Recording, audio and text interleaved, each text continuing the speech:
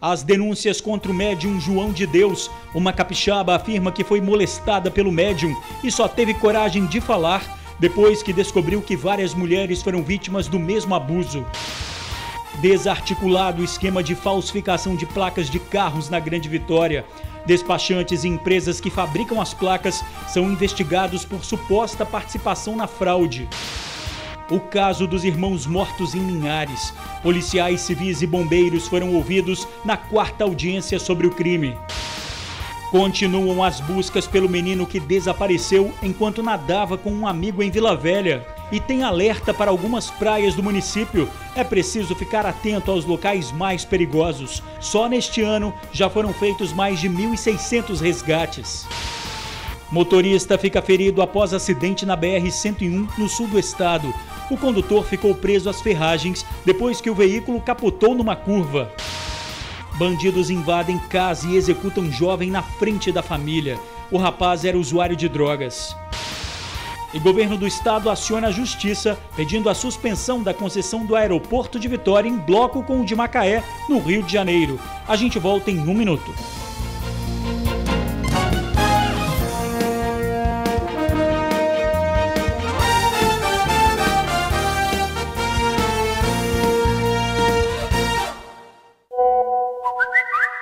Olá, boa noite. As denúncias contra o médium João de Deus. Uma capixaba falou com o TN. Ela diz que foi molestada pelo médium. O caso teria acontecido quando ela era adolescente, mas só tomou coragem de falar agora, depois que várias mulheres relataram casos de abusos.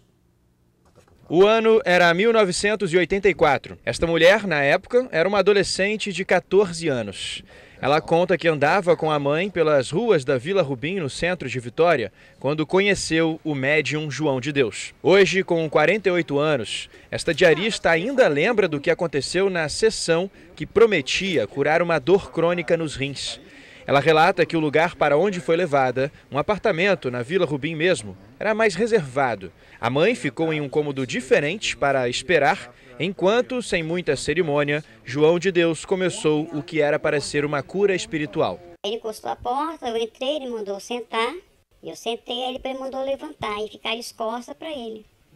Eu levantei, aí ele foi se encostando e mandando me entregar, se entrega, se entrega. E começou a me abraçar e mexer nos meus seios. E eu mandando ele parar, ele mandando me entregar, se entrega, se entrega. Aí eu acho que minha mãe ouviu do outro lado que eu estava começando a falar alto, ela bateu na porta, tudo o que estava acontecendo. Aí rapidamente ele abriu a porta, nisso eu saí com tudo, peguei na mão da minha mãe e a mãe, o que está acontecendo? Eu falei, mãe, eu quero sair daqui. O homem acusado se chama João de Deus, um médium conhecido internacionalmente por pessoas que buscam a cura espiritual. Ele atende milhares de brasileiros e estrangeiros em Abadiânia, no estado de Goiás. E é dessa cidade que surgiram denúncias de práticas de abuso sexual. Depois que o caso ganhou força na imprensa, as vítimas começaram a aparecer. Em um dia, 40 mulheres procuraram o Ministério Público de Goiás, onde foi montada uma força-tarefa para esclarecer o caso. Em São Paulo, cerca de 20 relatos de abuso também surgiram no Ministério Público. Vendo todas essas mulheres revelarem tais histórias, esta capixaba tomou coragem e quebrou 34 anos de silêncio. Minha mãe me ligou, você lembra desse homem? Eu falei, mãe, eu lembro do nome. O nome eu lembro, o rosto, que é muito tempo. Ela falou assim, é ele. É o João de Deus. Você vendo que outras mulheres agora, várias, né, estão denunciando casos, né, que aconteceram, você acha que isso também te deu forças, te deu alguma coragem para chegar e fazer essa denúncia? Coragem e oportunidade, né? Porque eu sozinha, né? Por ele ser famoso, né? Igual ele é, e lá em nada. E a união faz a força, né? Na época, a experiência traumática e a falta de apoio para denunciar tais tipos de caso fizeram a diarista seguir com a vida. Porém, só ela sabe o sofrimento que passou ao longo dos anos. O que você sofreu depois com isso? Medo de homem. Até para namorar era difícil. Eu já achava que ia fazer a mesma coisa que o outro tinha feito. Assim como as outras vítimas, a capixaba vai procurar o Ministério Público para registrar a denúncia. Ele está usando a inocência de todo mundo, a pessoa que está sofrendo, que está doente, né? A pessoa vai, eu vou para ser curado. E chegar lá, passa por isso. Que ele seja preso, pague por tudo. Olha, nós tentamos um contato direto com o advogado de João de Deus, mas não conseguimos. O portal Tribuna Online disse que a assessora de imprensa da casa onde João de Deus faz atendimento em Goiás disse que ele está triste, mas está bem. E no momento certo vai falar. De acordo com a assessora, o médium já chorou bastante diante da repercussão, mas está convencido que vai esclarecer tudo. Fabricantes de placas de carro e despachantes são investigados por suposta participação em fraude. Os suspeitos estariam adulterando placas de veículos roubados para que fossem legalizados. Os policiais chegaram bem cedo em uma das empresas para cumprir o mandado de busca e apreensão. Foram recolhidas centenas de placas de veículos do local. 3 espaços foram fechados e 4 despachantes tiveram as atividades suspensas. Segundo a polícia, eles faziam parte de uma quadrilha que clonava placas de carros e motos. O Detran ele tem toda uma exigência para garantir de que as placas confeccionadas não sejam utilizadas por criminosos. Só que essas empresas elas descumpriam essa regulamentação visando lucro. E os despachantes utilizavam-se dos sistemas informatizados a que possuem acesso para conseguir pesquisar dados de veículos similares àqueles que eram roubados. De acordo com o delegado, algumas adulterações eram simples, só trocavam as placas. Outros carros tiveram um chassi modificado. Uma fábrica que foi alvo da operação na manhã desta terça-feira já estava com as atividades suspensas por ordem judicial. O proprietário do local usava senhas de outros estabelecimentos para continuar trabalhando. Uma operação que nós realizamos no mês de março desse ano, já tínhamos suspendido administrativamente essas empresas, mas a suspensão administrativa não gerou o efeito desejado. Eles continuaram atuando nessa mesma forma criminosa. Então, desta forma, nós representamos para a suspensão judicial dessas empresas. Todas essas pessoas que foram identificadas por fornecerem e prestarem auxílios a esses indivíduos também foram suspensos. Segundo a polícia, o esquema funcionava da seguinte forma: depois que o bandido roubava o carro de uma vítima, ele deixava o veículo em um local ermo por alguns dias. Em seguida, o criminoso iria atrás de um despachante para que o profissional procurasse um carro parecido com o que tinha sido roubado. E era o próprio despachante que indicava à empresa que iria clonar a placa do veículo. Cerca de R$ 10.300 foram encontrados dentro do escritório de um despachante em Vila Velha. A Polícia Civil acredita que se trata de um valor recebido por outra prática criminosa. A suspeita é de que trata-se de um esquema de fraude quanto à baixa de débitos junto ao Detran. Os suspeitos foram indiciados por falsificação de documentos, adulteração de veículos e associação criminosa, mas vão responder ao processo em liberdade.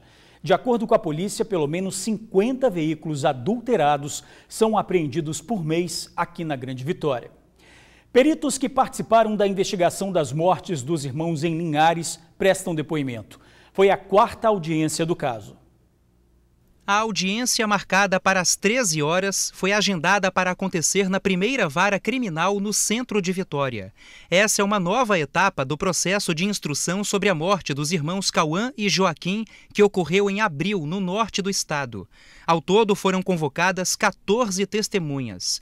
Na audiência de instrução de hoje, seriam ouvidos peritos da Superintendência de Polícia Técnico-Científica, a SPTC, e militares do Departamento de Perícias, Incêndios e Explosões do Corpo de Bombeiros.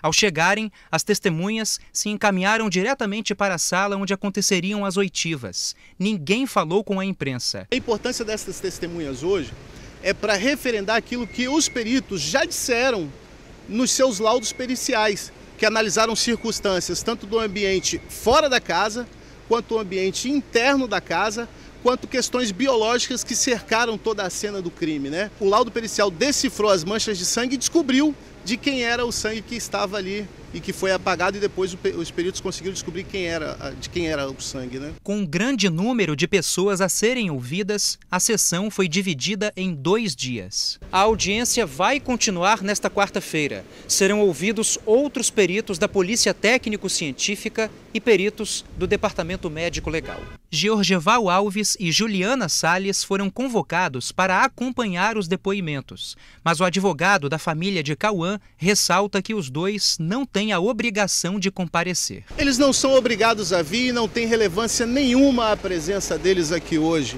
Hoje eles não falam, eles poderiam vir para ouvir aquilo que os peritos, porventura, viessem a dizer. O crime ocorreu na madrugada do dia 21 de abril no município de Linhares, onde a família morava, e gerou grande repercussão. Segundo as investigações, os meninos foram violentados e mortos carbonizados dentro de casa. O responsável por isso seria Georgeval Alves, pai de Joaquim, de 3 anos, e padrasto de Cauã, de 6. Ele foi preso uma semana depois do ocorrido. Juliana Salles, mãe das crianças, foi detida no município de Teófilo Otoni, em Minas Gerais, sob acusações de ter sido omissa com relação aos crimes. O processo está apenas no início. Outras audiências já estão com data marcada. Tem uma outra audiência amanhã e tem também dia 5, 12 e 19 de fevereiro, onde vai acontecer aí sim o interrogatório, tanto de Georgeval quanto de Juliana. Esse interrogatório é previsão que aconteça em Linhares. Georgeval Alves e Juliana Salles participaram da audiência. Eles ficaram o tempo todo em silêncio. Familiares do menino Cauã também acompanham a audiência do lado de fora. Continuam as buscas pelo menino que desapareceu enquanto tomava banho de mar com um amigo em Vila Velha. Logo cedo, as equipes se concentraram perto do ponto onde as crianças foram levadas pelo mar na Barra do Jucu. O caso aconteceu no último sábado. Geanderson Custódio, de 9 anos, brincava com um amigo na praia sem a presença dos pais. Ele foi arrastado e bateu a cabeça numa pedra. Daniel Brandão, de 12 anos, tentou resgatar o amigo, mas também acabou levado pelo mar. O corpo dele foi encontrado no final da manhã de ontem. As buscas estão sendo feitas entre o trecho de Vitória e Marataízes. E falando em perigos do mar, a partir de agora, cada vez mais o movimento é maior nas praias. Por isso, atenção principalmente com as crianças. Praia é uma das escolhas certas quando se está no verão. Mas para o lazer não se transformar em um problema, a Prefeitura de Vila Velha faz um alerta. Algumas das praias do município apresentam perigos. Nós temos a Praia da Baleia, que se encontra em Ponta da Fruta. Nós temos a Praia do Recife, que se encontra ali na Barra do Jucu. Nós temos a Praia da Belina, que se encontra também na Barra do Jucu. E na Praia da Costa, a questão das pedras. Ao subir ali para tomar banho, fique esperto, cuidado para não cair nas pedras e não se machucar. São lugares que, de acordo com o Salvamar, têm as águas mais revoltas. E até mesmo se o mar estiver calmo, é bom não se arriscar. Nós temos aqui variações de mar aqui na Praia da Costa. Em Taparica e Itapuã tem bastante boca, bastante buraco. Então chegue no posto de observação dos guarda-vidas e se informe qual a localização melhor para o banho. Dessa forma dá para minimizar os riscos e até evitar tragédias, como o que aconteceu na Barra do Jucu, onde 2 crianças se afogaram. Neste ano, o Salvamar realizou 1.600 resgates e, se precisar, vão continuar salvando vidas. Mas a orientação é de sempre estar alerta para que nada de grave aconteça. O meu pedido é, ao chegar na praia com seus filhos, procure um posto de observação, que é o posto de guarda-vida, se identifique, coloque a pulseira ali de identificação para que você tenha uma tranquilidade ao ficar na praia. Bandidos invadem casa e executam jovem na frente da família. O final da tarde de segunda-feira foi difícil para a família que mora nesta casa em Novo Brasil, Cariacica. Caio Fernando Lopes de Mendonça, de 25 anos, foi rendido e assassinado em frente à própria família. A polícia contou que os assassinos entraram pela porta dos fundos aqui da casa e mandaram a mãe de Caio Fernando, a irmã dele e a filha de 6 anos de idade abaixarem a cabeça. A partir daí, as 3 não viram mais nada. Na verdade, só ouviram. A vítima tentou fugir, mas acabou se escondendo dentro do banheiro e foi lá que ele acabou assassinado. Caio Fernando morreu no banheiro, distante pouco mais de 3 metros da sala. Foram vários tiros. Estava eu, minha filha, saí daí, e a minha filha dele. Mandaram a gente ficar quieto no sofá, mas a gente ouviu tudo. Caio veio 3, quando deram os 3 primeiros tiros que deu, veio as capas, veio no pé da gente, no sofá. De acordo com a família, Caio era usuário de drogas e não tinha uma residência fixa. Passava longos períodos em Vitória como morador de rua. Eu nem sabia dele. Aí um dia o pastor de lá ligou para cá e falou que ele estava lá. Que ele estava morando em Vitória? Morando em Vitória. Ligou e falou assim, ó, seu filho, a situação dele não tá boa. Ele está carregando saco de lixo para comer. Aí passou um tempo, depois de 5 meses ele apareceu aqui, aí ficou uns dias e voltou de novo. Aí ficava assim, ele ia para lá e voltava.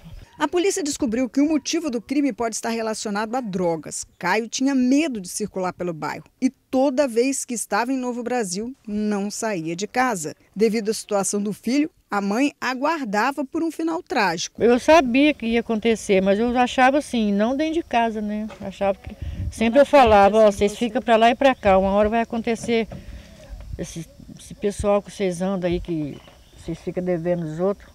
Uma hora pega vocês nessa rua aí, porque quem está nessa vida só espera isso, né?